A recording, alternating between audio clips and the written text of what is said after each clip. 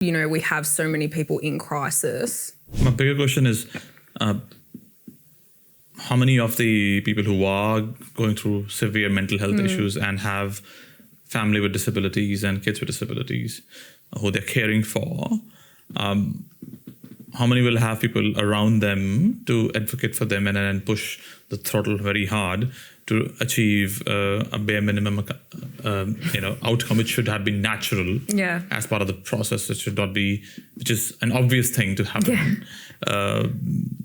How many of the people who are out there would have that kind of an advocacy support around them? Who knows? I think we all know that there are a lot of providers out there who aren't providing the level of services that they should be. I think given, we have so many people in crisis, goes to show that there's not enough people advocating for them. We shouldn't have the level of mental health crisis that we do.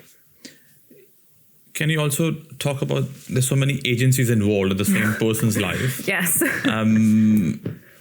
Is that part of the problem? And the complexity of so many handovers and so many hand-holding and then not just duplicacy of work, but beyond that?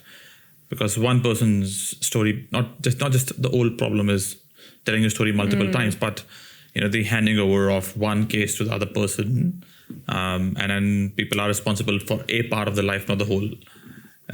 So I'm just diagnosing your mental health issues, not your domestic violence issues. For a child protection, that's a different department. So how has those silos worked and operated in that scenario? And how do you think that multi-agency problem should be solved? I think the biggest... Not a challenge. Yeah, look, from my experience in this case, I think the biggest issue, it's not been the fact that there's been multiple people involved. I think it's the fact that there's just been this combative nature. And it kind of, I've organised case conferences, which really, as a support coordinator, is not my role, but someone needs to do it.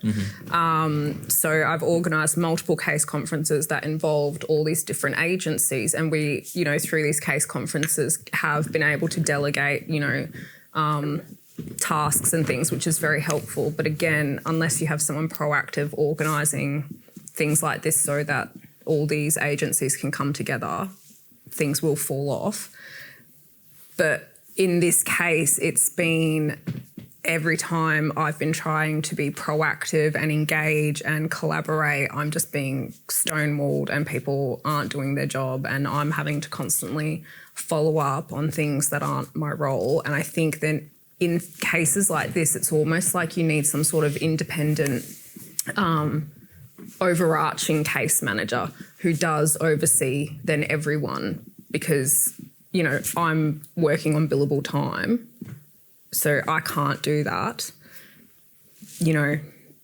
We've got IFS and DCP. Yes, they have case managers, but as you said, it's for the children. We've got mental health case managers, but that's for mum. It's almost like, you need some sort of independent body that needs to be established who would oversee all the people and maybe come to these case conferences and go, right, where's this at? Where's this at? Where's this at? Because there just seems to be this really combative nature where as soon as these external mainstream services know NDIS is involved, it's like, oh, NDIS will deal with it. It's like, no, that's not our role.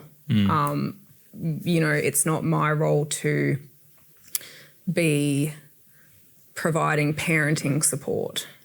That's for intensive family support. That's for DCP.